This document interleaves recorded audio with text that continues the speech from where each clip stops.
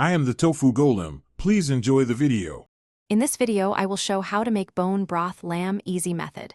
Start by roasting bones to deepen flavor and remove excess fat before simmering gently.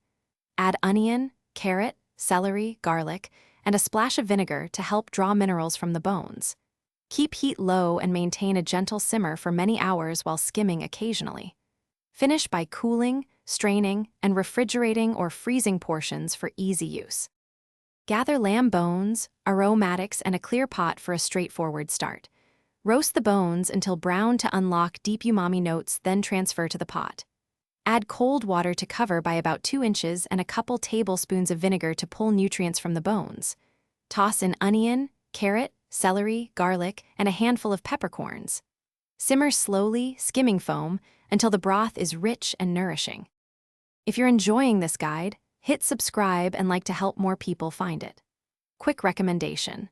The Shark AI Ultra Robot Vacuum is great for kitchens and pick up stray crumbs while broth simmers, and it even responds to voice control for hands-free cleanup.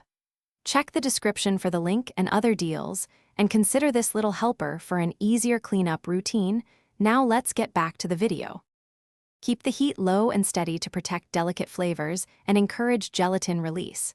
Use a large stock pot or slow cooker and resist boiling, which can make the broth cloudy and harsh. Simmer between 12 and 24 hours depending on how concentrated you want it, and add water as needed to maintain volume. Once done, strain carefully, cool, and store in the fridge or freezer in portions for soups, sauces, or sipping. Thanks for watching. Consider subscribing if we helped you today.